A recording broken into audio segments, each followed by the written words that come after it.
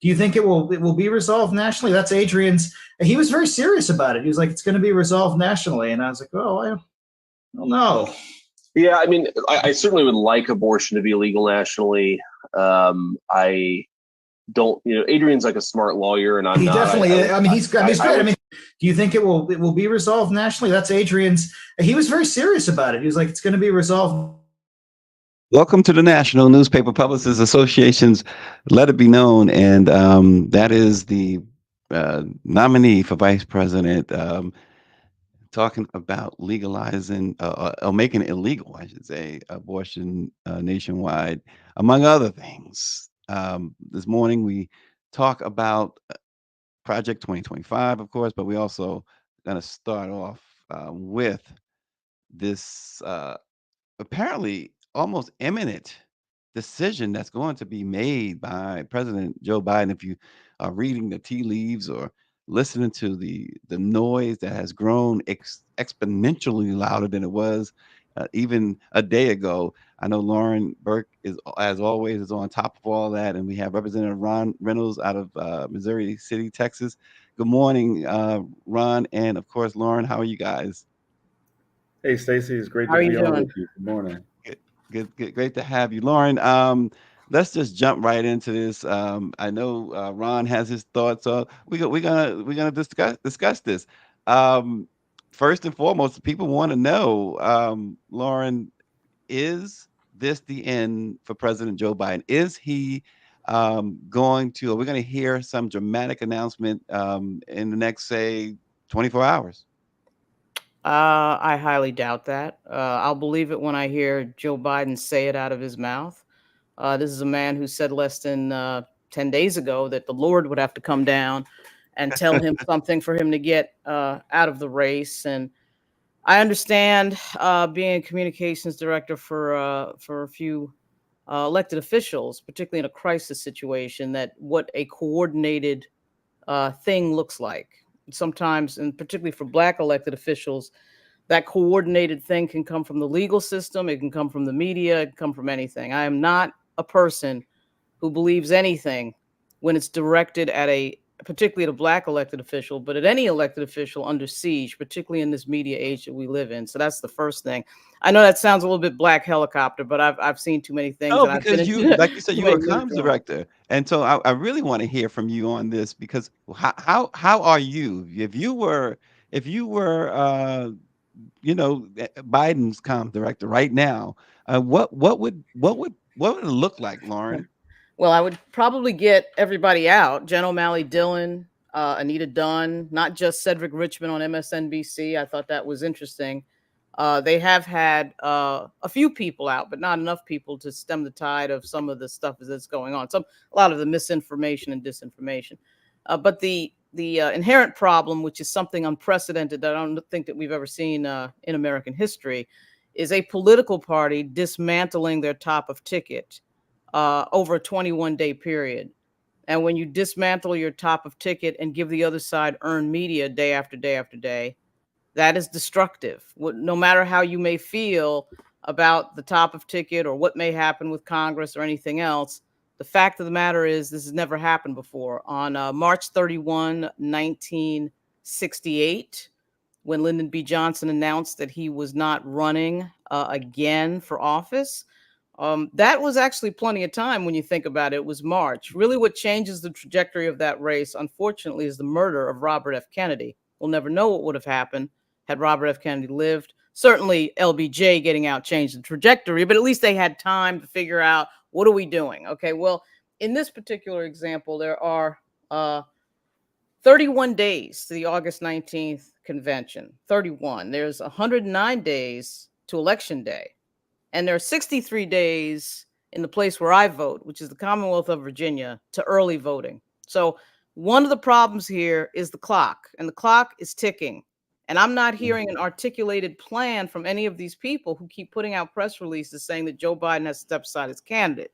I haven't heard an articulated plan as to what happens after that. Nobody seemingly has heard an articulated plan. And I'll just end by saying that, Alexandria Ocasio-Cortez, the great member of Congress from the Bronx, I was actually born in her district.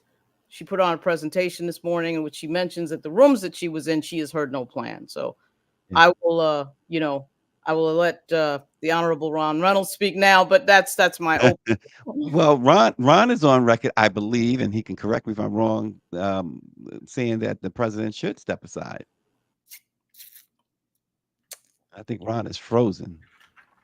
Okay, I think we lost. We have Ron. had an internet outage, so he'll probably be back. There's a huge Microsoft outage. Planes are being delayed and Right. canceled and things of that nature. So there's a huge problem going on right now. But Lauren, so I'm going to go back to you because, again, you're right. There has not been a plan articulated. But what's disturbing, particularly if you're an African American, and particularly if you're a Black woman, what's been disturbing is with all these calls with President Biden to step aside, it seems that we keep hearing everybody but Vice President Kamala Harris. That's kind of disturbing, isn't it? It is because it's not just about the vice president, and although this particular moment it is, but what's more disturbing is there's no plan at all. I can tell you that if it's not Vice President Harris, I mean, if they think they're seeing confusion now, and if they think they're seeing a tense time now, try and skip over the vice president and see what happens. So that would be this. In fact, what we're watching right now might be a fatal political mistake. Certainly skipping over the vice president, the first Black vice president in history, would also be a fatal mistake.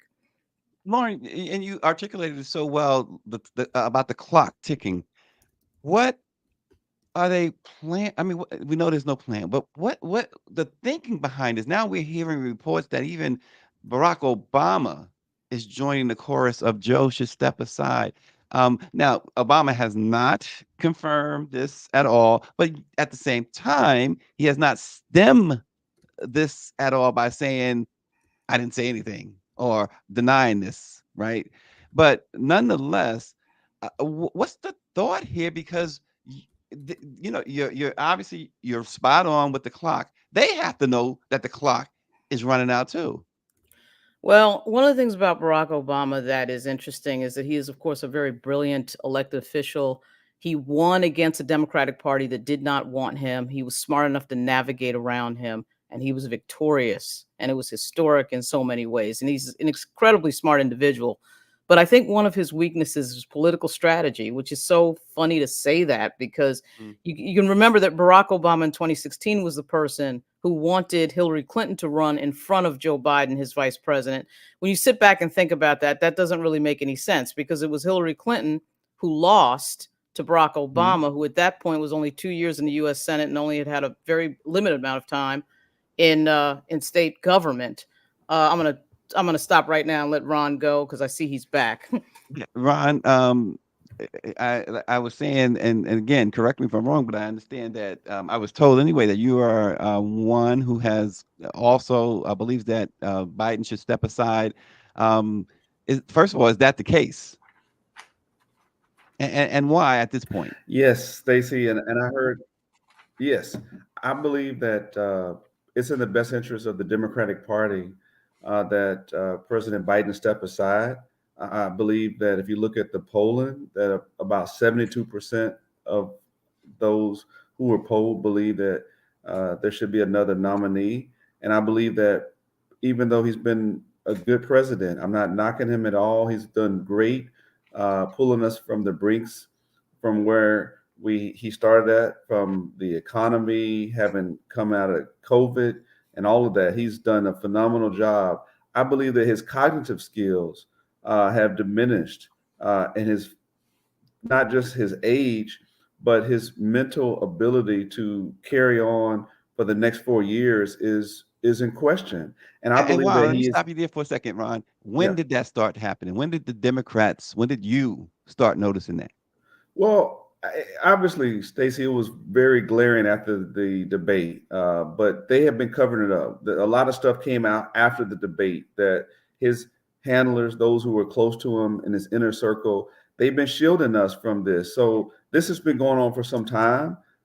We thought that maybe it was like one-offs when we would see awkward things, but a lot has been uncovered since the debate, that this cognitive decline, perhaps is Parkinson's, is very much has been going on for a number of years, and we just didn't know. They were not transparent about his health and mental and physical condition. So I just really became aware of it after the debate.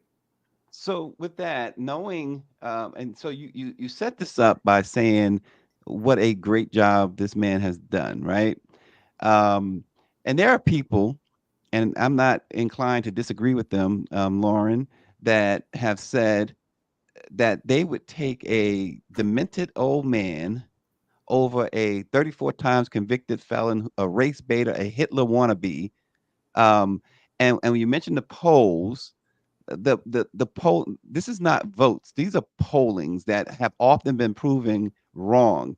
Lauren, I'm just not understanding this strategy or lack thereof, particularly as they've gone so public with this. Democrats have gone so public, and Ron Reynolds, of course, is a Democratic representative, but they've gone so public with this, Lauren. I'm just not understanding.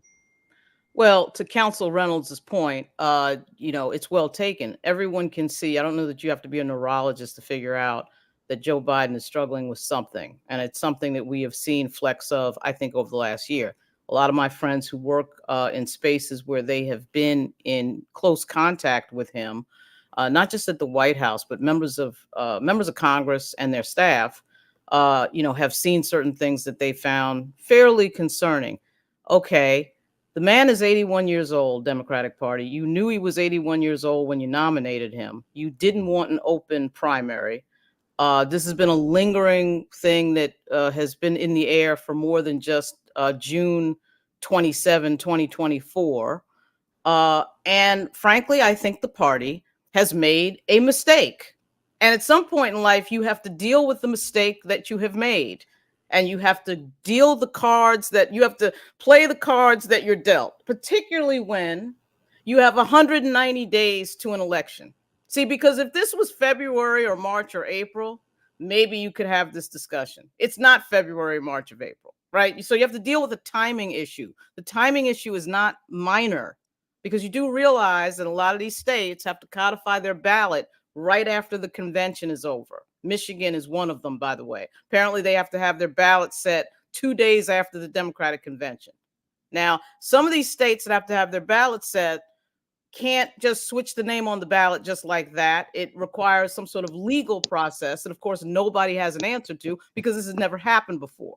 So the so-called leadership of the Democratic Party, many of whom have been around for 3 and 4 decades. They're not as young as Ron Reynolds. They're way older than Ron Reynolds. They could be Ron Reynolds' parents. And I'm talking about Nancy Pelosi. I'm talking about Chuck Schumer. I'm not talking about former President Obama, or Hakeem Jeffries. But you got to wake up. You knew that there was an existential threat called Donald Trump. We've known that for 4 years. We knew this guy was going to run again. You knew that your nominee was 81 years old. There was plenty of time to figure all that out. We are where we are. The party is where it is.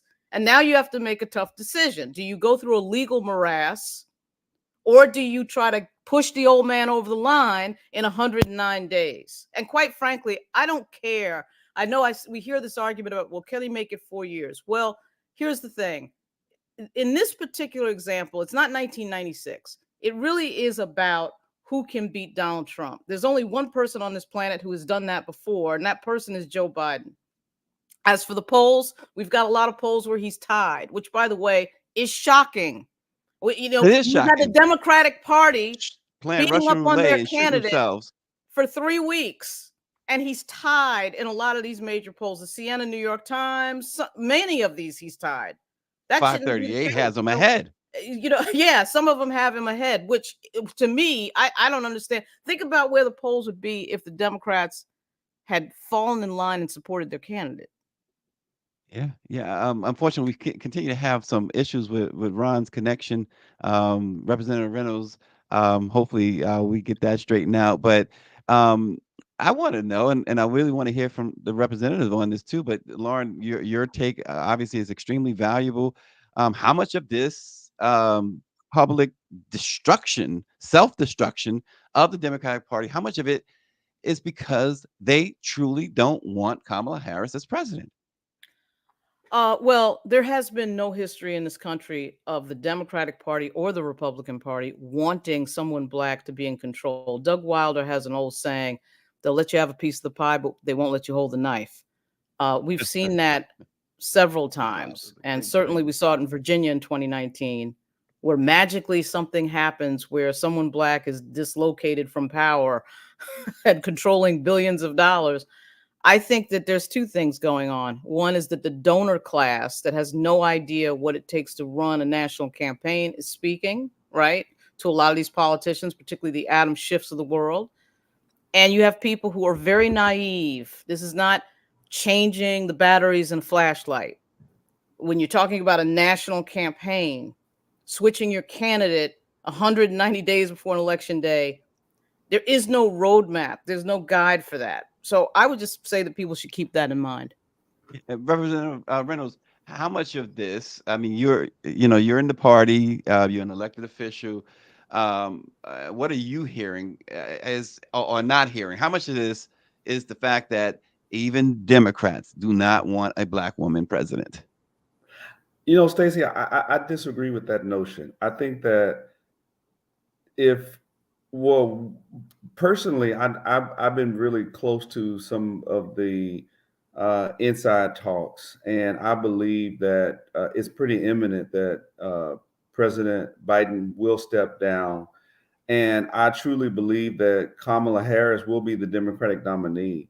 I don't know who the VP will be, but they know that it will be a mutiny. It will be African Americans, the most loyal base to the Democratic Party, will be in a revolt if Kamala Harris is not the Democratic nominee. And the second reason is there is under the rules, the money can only be transferred if it's Kamala Harris because it's a Biden-Harris ticket. So if Harris is not the nominee, then the money that's been raised cannot go to another candidate. So I firmly believe that Kamala Harris will be the nominee very soon. Do you want her, Ron? I do. Representative Reynolds, do you want her? I think that she will energize the base. I think that even though there's skepticism about electing a female candidate, how many people thought President Obama would be elected as the first African American president? I don't know many people that truly believe that he was going to win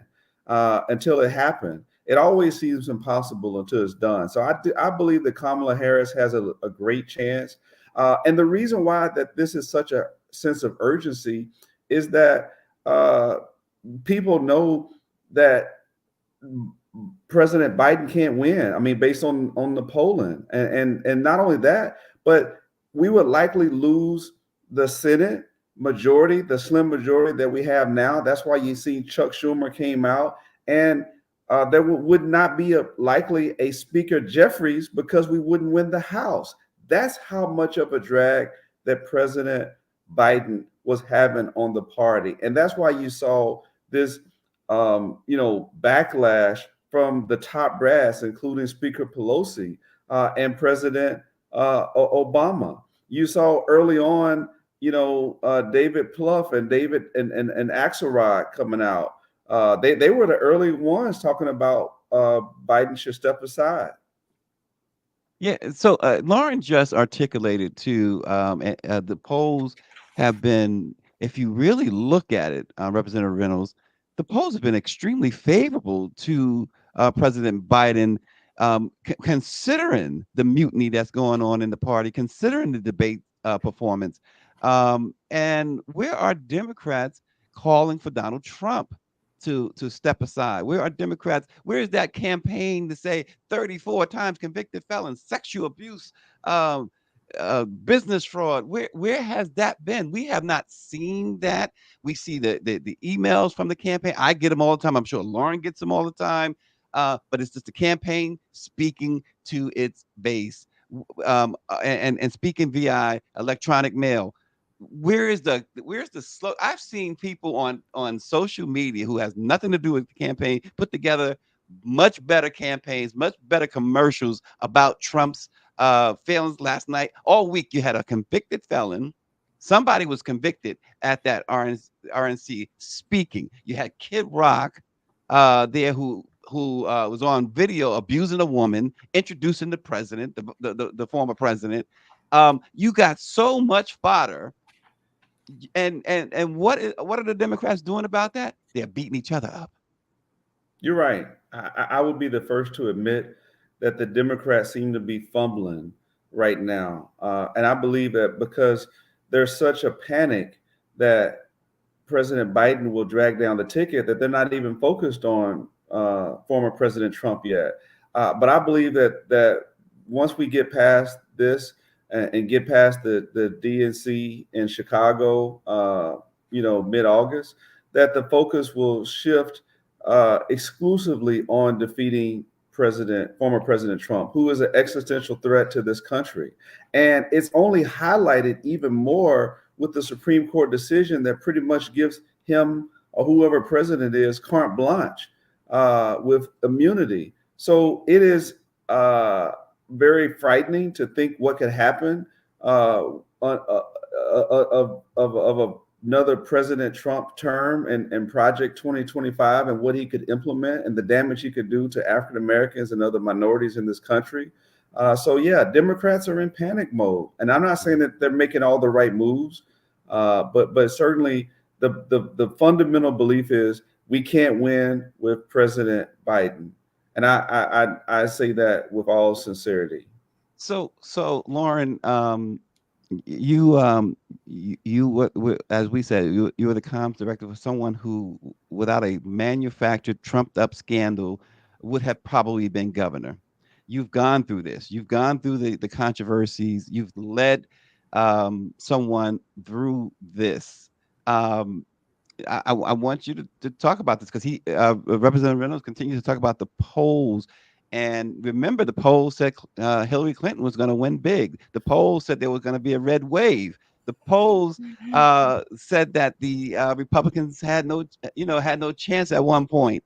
The polls said that there's no way that Donald Trump, if he's convicted, could survive. He's convicted 34 times.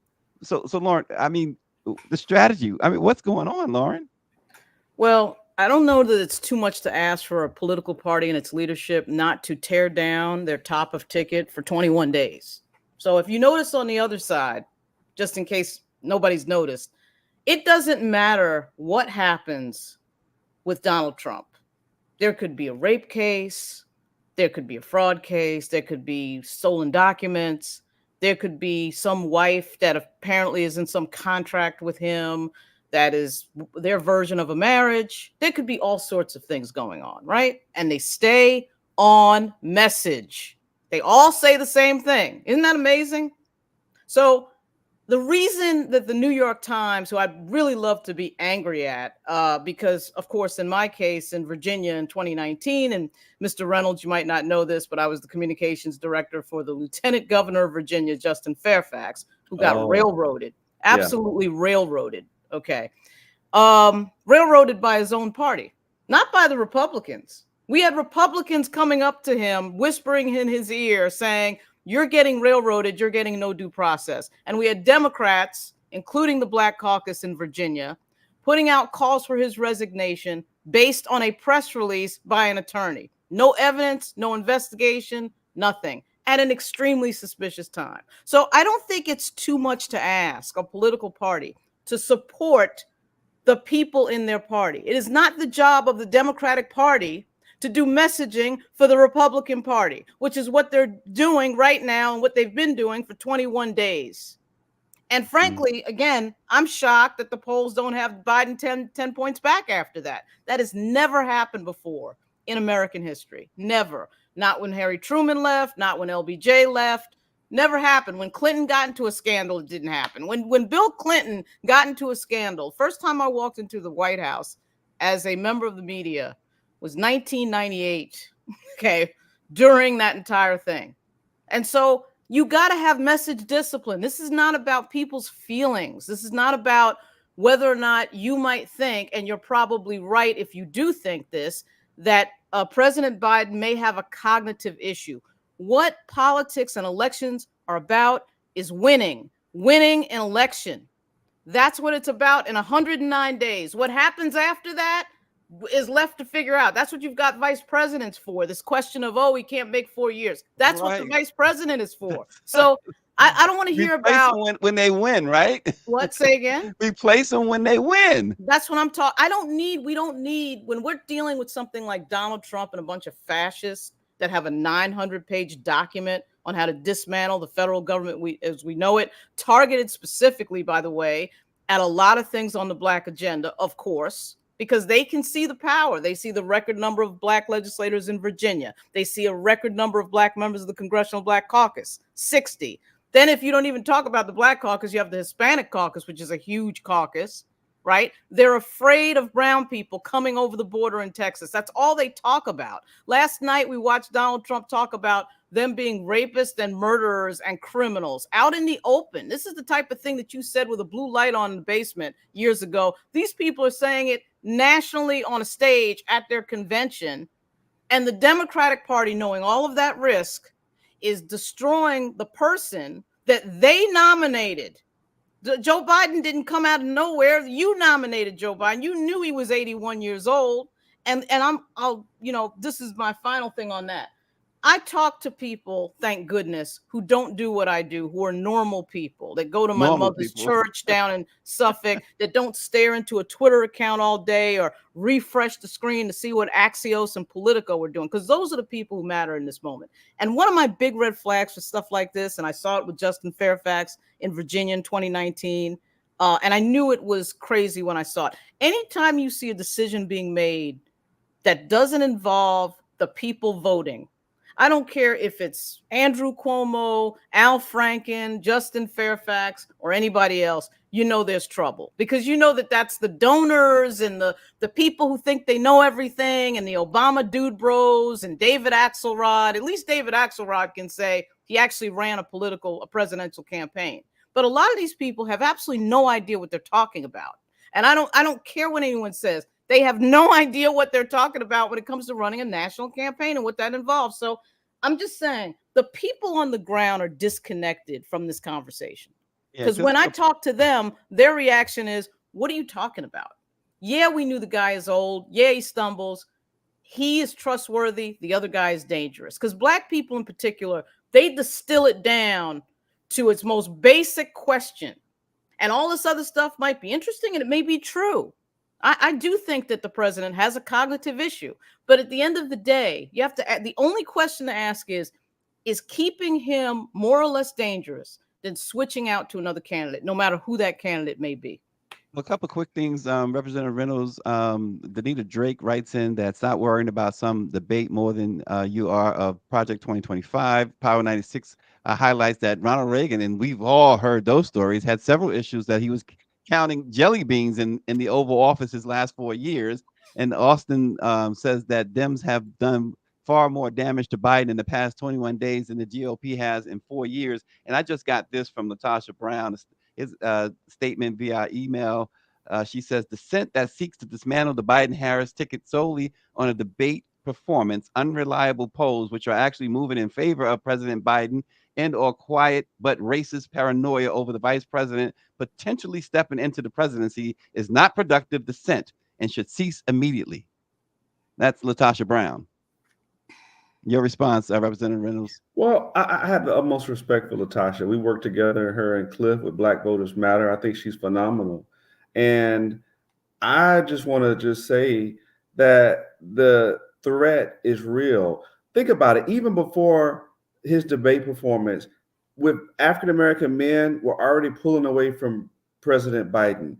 His poll numbers had dipped with Muslims because of the conflict with Gaza, not having a ceasefire. So he was already running dead even or slightly below former President Trump. Then the debate happened where millions and millions of Americans saw with their own eyes a president who had cognitive challenges.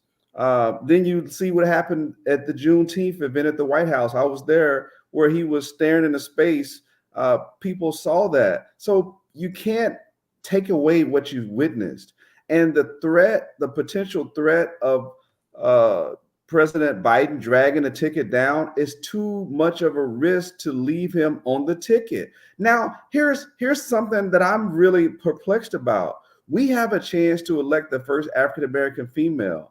What's wrong with that? She's competent. That should be the messaging then, qualified. right, Ron? That should be the messaging then, right? I mean, but even that is harmful right now based on the timing to say, let's switch them out. But we're not hearing that. I think that's a problem for a lot of particularly African Americans. We're not hearing it. We're hearing what we're really hearing is remove both of them. That's what we're that's what we're getting from the Democratic Party. It might not be the Democratic Party's intention for us to hear that message. Stacey, let me say this very clearly.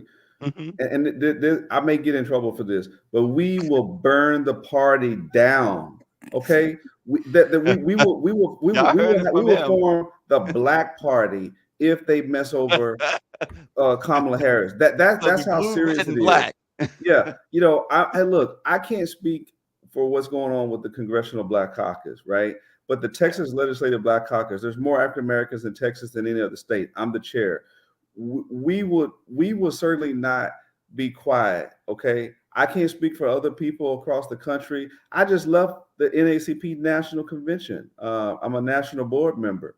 I can tell you that the NAACP would be the first to come out publicly and denounce that, even though we're nonpartisan, that would be so it would be problematic on so many fronts. I don't believe that. Even if they wanted to do it, even if they wanted to say, oh, we want Gretchen Whitmer, or we want Gavin Newsom, or we want whoever white person, no, that wouldn't go down quite. It wouldn't end well. Let's take a look at this clip that we have. Well, I know we've seen what the polls have said, and I know he's been behind and within the margin. And lots of polls had me down 18 points and said that I would never go to Congress and be there. And those folks that asked that same question and said, why is she behind? Well, when we got closer to the election, obviously the polls were wrong and I prevailed. Joe Biden has been down in the polls before, so has other presidents at this very same time and won. Are we concerned? I don't want to sound naive. Absolutely. But it is more than the polls. If people get out to vote, if people get excited and energized that we also have a Black woman running on that ticket, I believe that he will be successful. I can't address why the polls say that. I can't address every poll. I think we are taking it into consideration. But here's the other thing. We polled some of those same other names to run against Donald Trump, and none of them did as well as Joe Biden. So you may have a good point. Higher in the polls because we know what he's running against, a felon, 34 indictments, someone who's not good for America, but he also won before when polls weren't as far down for our candidate. That speaks to how bad America is right now. And that's another reason we need to be out there voting to protect all of our freedoms and to protect our democracy. Listen, we recall so well that, and I have told this story many times, so I'll condense it very shortly. Back in 2020, when Biden was running for president the first time, he was behind Bernie Sanders. He was behind even Michael Bloomberg. His campaign was about to fold up in South Carolina. Then he spoke with us. Then he got the major endorsement by Jim Clyburn, and the rest is history. He became president. Joyce Beatty, your response to Joyce Beatty, Representative Reynolds? I have the utmost respect for Congresswoman Beatty. She's the immediate past chair of the Congressional Black Caucus. I worked with her, and I think she's phenomenal. I think she has this wrong. I think that it comes down to the swing states. Lauren knows this. You know this, Stacey. It really comes down to about 6 states that will decide this race, and all 6 of those states right now, President Biden is underwater. Candidates who are polling for running for congressional office and for Senate are polling above him. So it's people saying, yes, we will vote for X person, but we won't vote for President Biden. That's a problem. We cannot afford for former President Trump to come in. So with all due respect, I think that you talked about energy. There is no energy. There's no enthusiasm right now. And we are 100 days basically away. So yeah, to get President Biden off the ticket and get Kamala on the ticket to energize the base. After that failed assassination attempt, there's a lot of sympathy for President. Losing Representative Reynolds. I think we lost him. Lauren, this sympathy thing for Trump, I mean, how is that even possible? I mean, unless you're on his side. I'm not a fan of the idea that it's wrong or somehow weird to be having sympathy for somebody who had bullets flying by their head on July 13. I've heard a lot of interesting commentary in the Black community with regard to it being fake, or why do we have sympathy for this, or anything else. And as much as I'm not a fan of the former president, I do think it brings us to a very low place to be in any way making light of someone getting shot at, somebody getting shot in the head, dead at a political rally, and somebody and 2 other people being shot in the hospital. It's just not, it's sort of outside of politics. I don't think that we should be cavalier about what happened there. Does that change your vote? Does that change a person's vote? I don't think it does. I mean, we know in this country that the blue and the red are locked in at about 46%, and there's like a 3 or 4% that is swing. Okay. But there is something about what happened. The events that happen in the order that they happen. And remember, July 4 was right before, President Biden was reeling in a crisis with his own party. And then all of a sudden there was an assassination attempt on July 13. And it is seen on national TV. And quite frankly, I'm extremely competitive, and winning, as I say, the point of elections and politics is in fact winning. But I don't think that we should be just throwing and tossing around the idea with absolutely no evidence applied to it that somehow the former president faked an assassination attempt. I mean, I just don't. I'm not buying into that. We're not perpetrating that.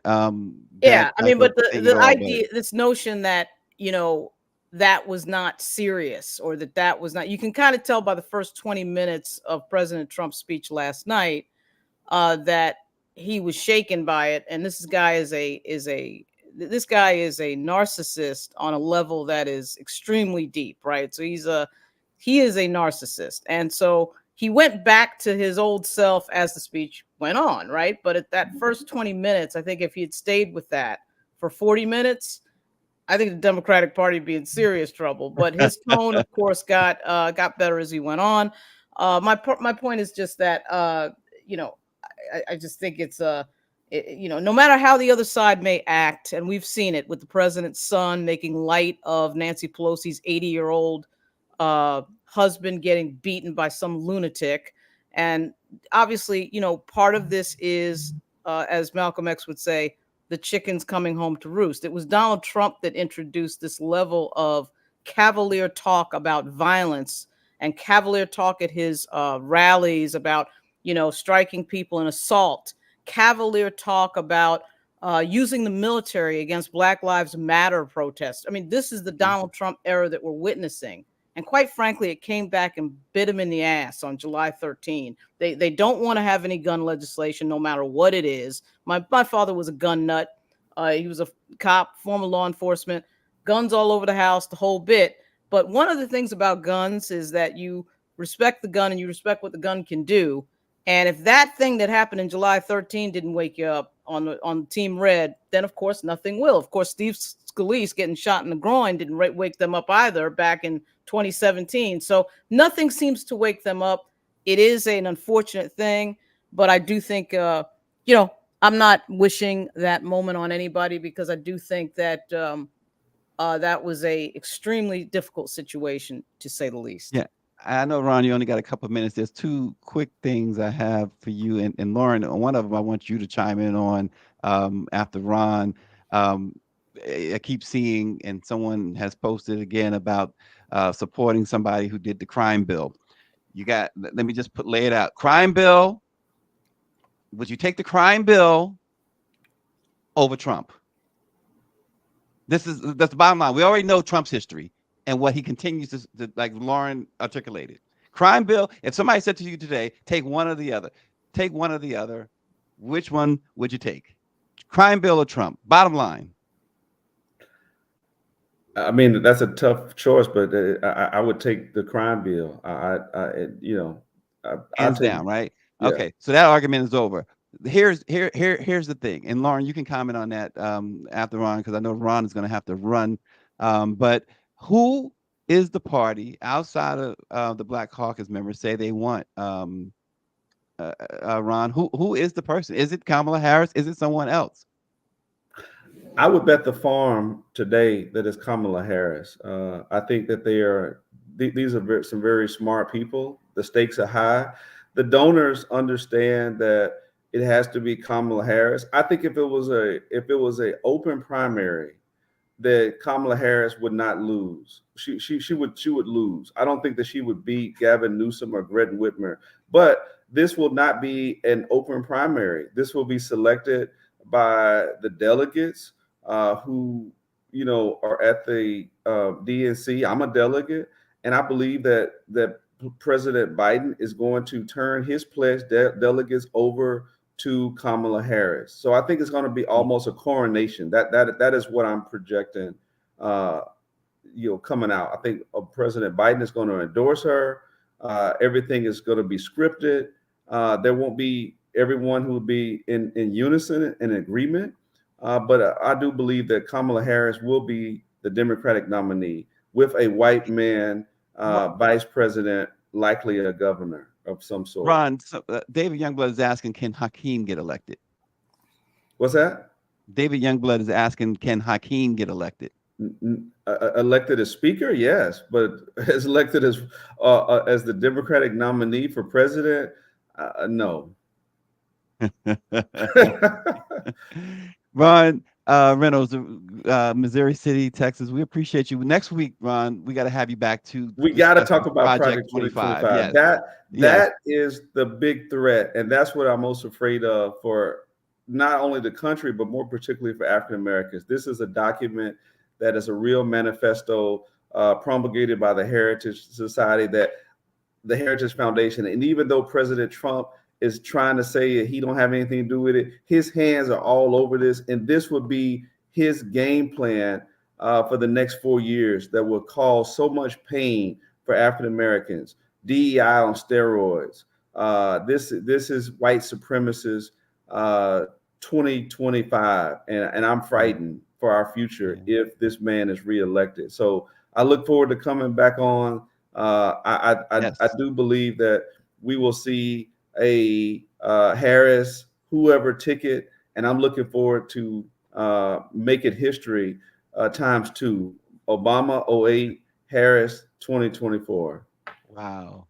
Well, there you have it. Representative Ron Reynolds, thanks for joining. Let it be known. We appreciate you. All right. Lauren, good meeting you. And then Mike V actually just simplified it for me as I was trying to do crime bill or Project 2025.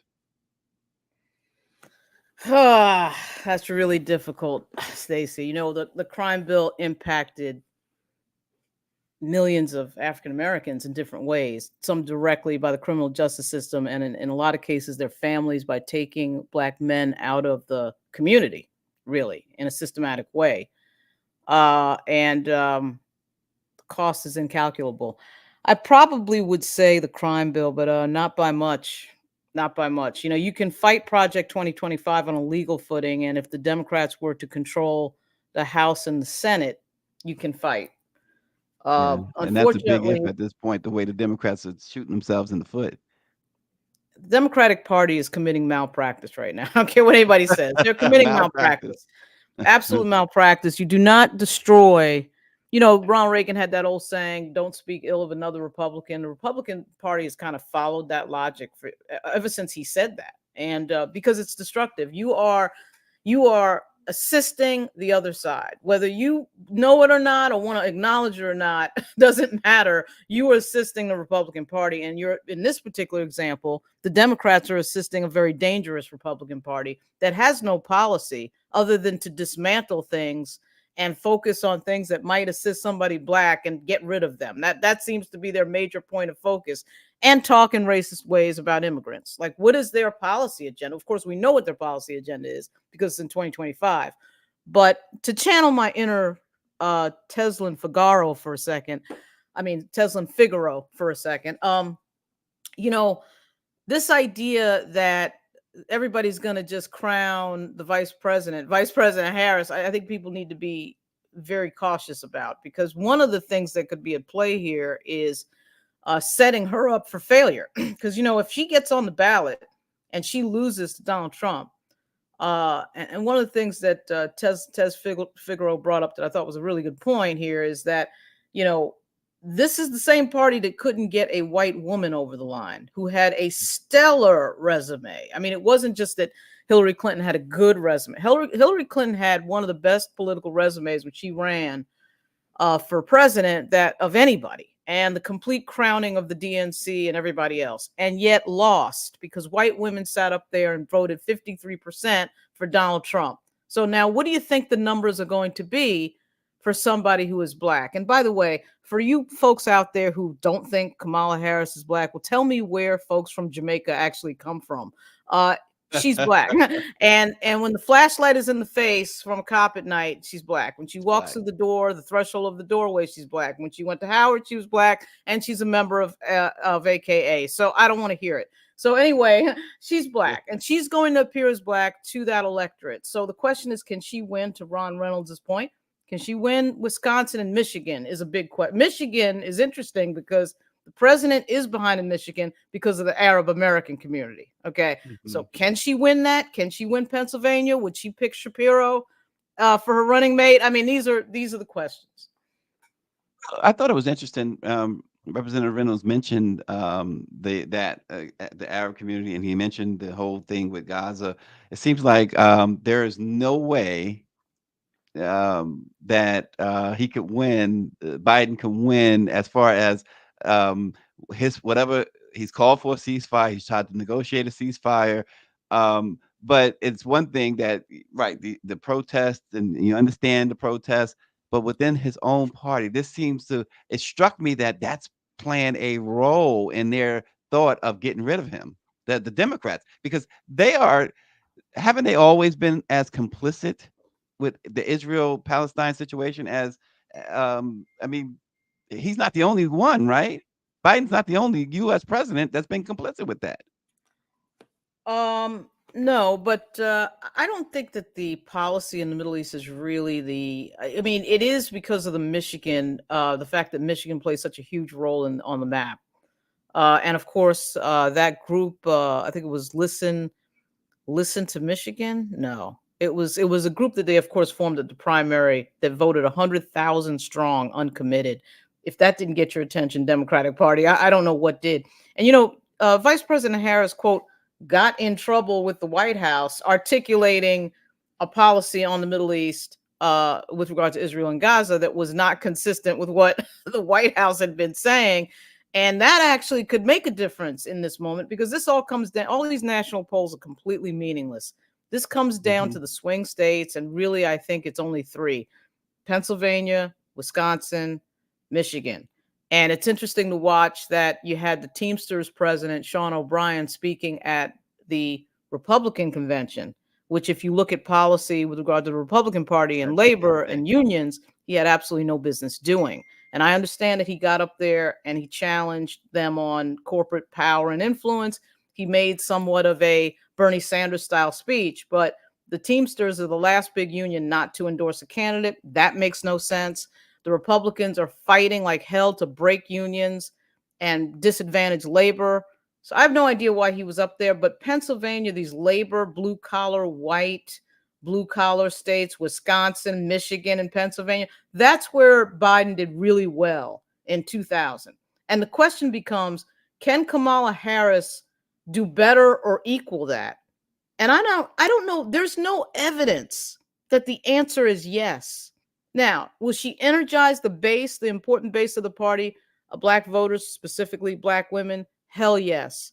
The question is, in those states, does that matter? Michigan, Wisconsin, Pennsylvania. You know doggone well in Pennsylvania, it matters. Mm-hmm. You do have Detroit in Michigan. Wisconsin is a little bit whiter. So I'm just telling you that even though I do think that Vice President Harris will excite the base if she's on the ticket, it still comes down to that electoral map, and that map is the only thing that matters. We need to stop looking at these national polls. They just don't matter. Well, a few comments before we close out.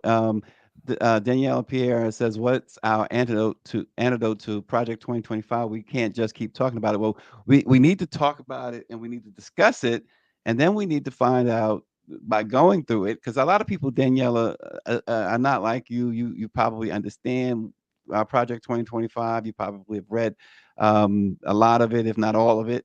I don't think there's still. I believe there's still too many people unaware of what that really entails. But you're right. I've been talking about we need to find some solutions to Project 2025 for sure. Danita Drake says some Black leaders, civil rights groups, etc., asked for and supported the crime bill. We are not asking for Project 2025. I agree with that wholeheartedly. And HKNYC says Harris is Black on Tuesdays and Thursdays and Saturdays. Every other day she's Indian. She's Black every day, HK. Cheryl Brown says when Trump said Black jobs, that's what he means. Get rid of all the immigrants and put the Black people on the jobs that the immigrants used to do. Hello. Never count on white women to save democracy is what David Youngblood says, which brings me to this. So they had a Democrats, and mostly out of Florida, had this Zoom press conference or Zoom meeting yesterday. And I asked that question, Lauren, about Project 2025. It was supposed to be about Project 2025. It was everything but, for the most part, Project 2025. But I asked them to articulate, or why aren't they articulating, Democrats, the damage. We know the damage to Black and brown people. We know the damage to disadvantaged people, middle class, working class, and poor people. Why aren't we talking about what Project 2025 does to white women? Frankly, I think in our community, we should be talking about what Project 2025 does in our community. Other communities. Well, these are white folks on this. There's nothing but white folks on this call yesterday. Nothing but white folk. Yeah. Okay. Well, I have to say, with regard to Project 2025, thank goodness for YouTube, because there's a few independent YouTubers and journalists who are doing an excellent job at articulating the damage that Project 2025 is likely to do. And they're doing it better than any news organization, certainly better than the New York Times and CNN.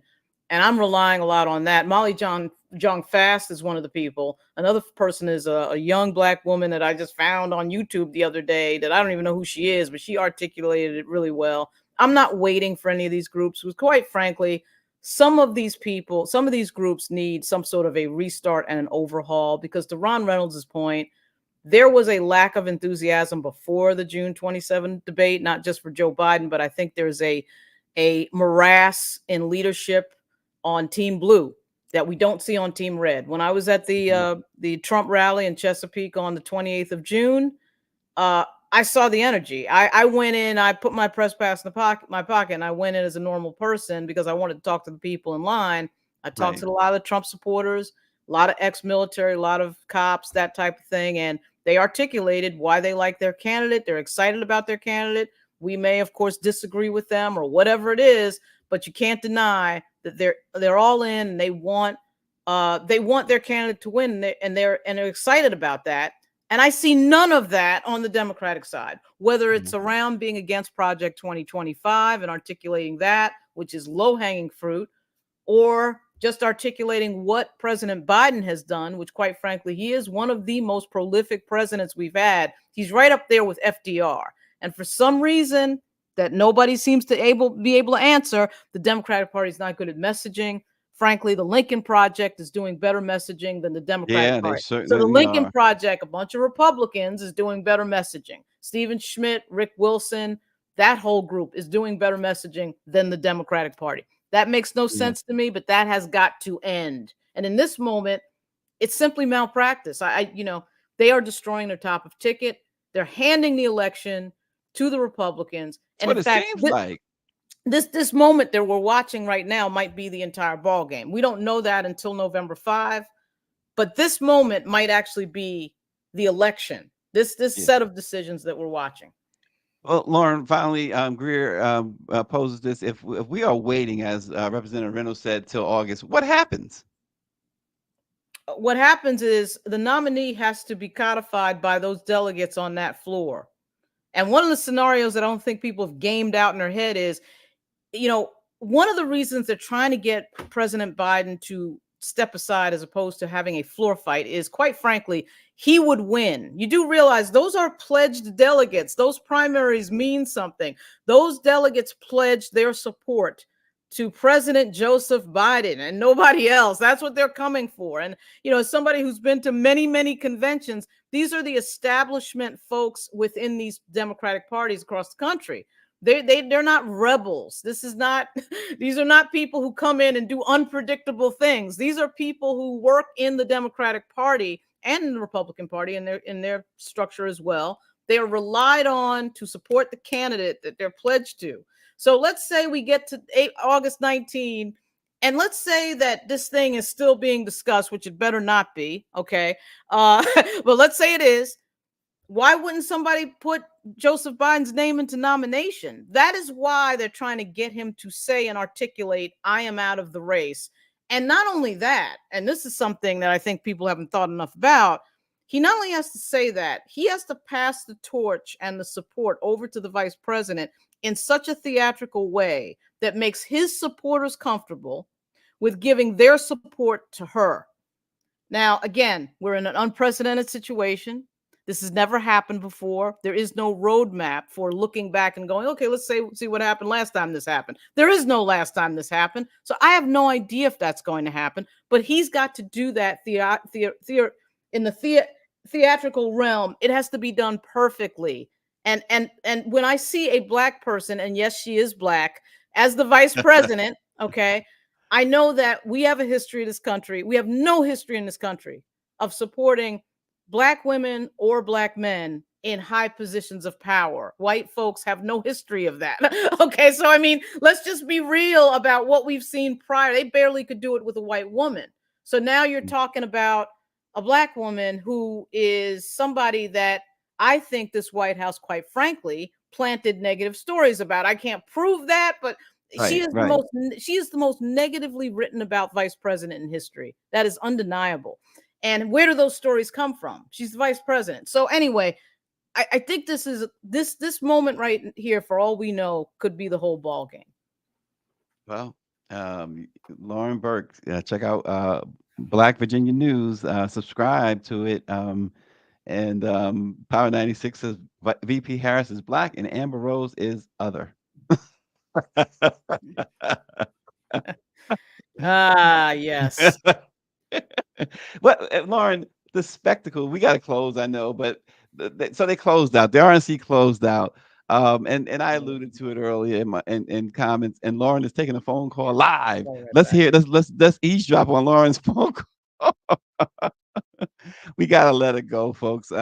She's probably getting some breaking news or something like that. But folks, it's I'm sorry about that, Lauren, but we couldn't help but to try and eavesdrop on some sort of breaking news you might have been getting there. But the RNC closed out, and I mentioned a little bit earlier that they were, not just Trump. When I say convicted felons was on that platform, but others. I mean, we had folks that we saw beat women on video on that stage. You had so many different characters. Then of course, you made a great allusion to it. The Melania Trump, the whatever it could be a contract marriage or whatever. But just wrap up for us the RNC, and what did you see this week? I saw a party that is coming out of a few days before an assassination attempt get together, and Trump is right when he says they could have been not gathering at all, or gathering for a completely different reason. That is heavy. That is real heavy. I mean, whether we obviously, I think most of our viewers probably do not like Donald Trump, but I'm not a big Donald Trump fan, and frankly, this guy has been in front of me since I was a teenager because I grew up in New York. Yep. And so it's extraordinary to me to see him where he is now, because it is crazy. But at any rate, he is right to say that moment and the weekend before, where he almost lost his life, I think propelled their convention into sort of a weird special thing. Now, I think they lost some of that with the chicanery from the stage with Kid Rock and Hulk Hogan, and the lack of seriousness about what it is we're talking about here, which is public policy. There's just a complete lack of seriousness. And then, of course, the ranting and raving from the former president in the second half of his way too long speech. But that constant reminder, as you can see on the screen, of the bandage on his ear is no joke. It goes to guns, it goes to violence, it goes to the times that we live in. And it is a little bit scary because he came within 1 inch of this being a completely different conversation about who's replacing a nominee. Wow. And I would just, again, I would encourage the audience that no matter how we might feel about somebody, it is not good for a country to have somebody get shot in the head on live TV. It brings us to a level of barbarism that I think we really do not want to see. We've seen it happen before in our history, certainly with regard to Robert F. Kennedy and John F. Kennedy, where we saw someone get murdered on video.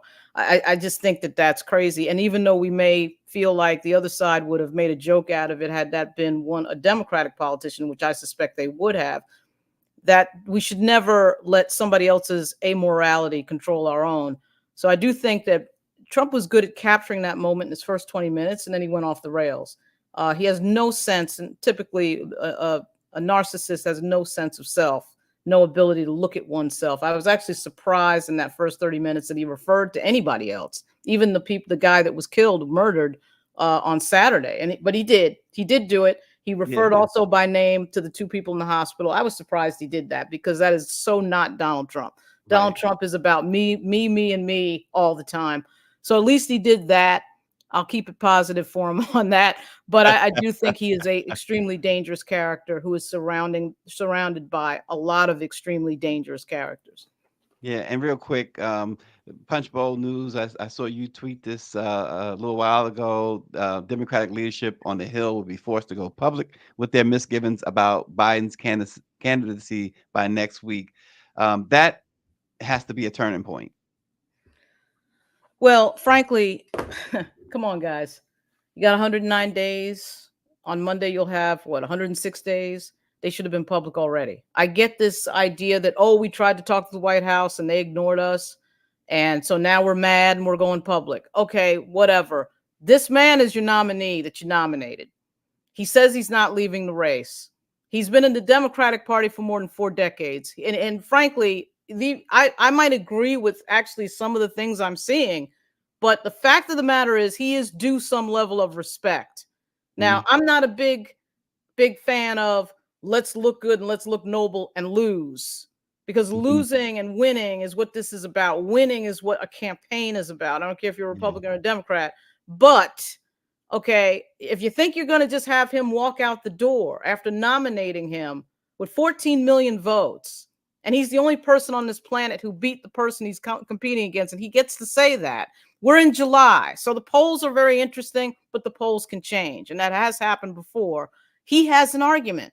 He does, Joe Biden has an argument. So I get, I don't want to get too, personal about some of the things that people are saying, but these geniuses should have spoke up before. Right. Right. I mean, we've That's seen a this big before. issue. Yeah, I mean, we've I mean, seen you broke them. down. You did a masterful job of breaking down the clock, where the clock is, and the fact that you had a closed primary, basically. So you're 100% right. It's lunacy at its lowest or highest form, however you want to look at it. Danita Drake says Trump looked very low energy all week, and let's not forget as we close.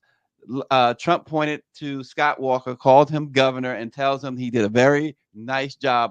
However, Walker hasn't been governor since 2019.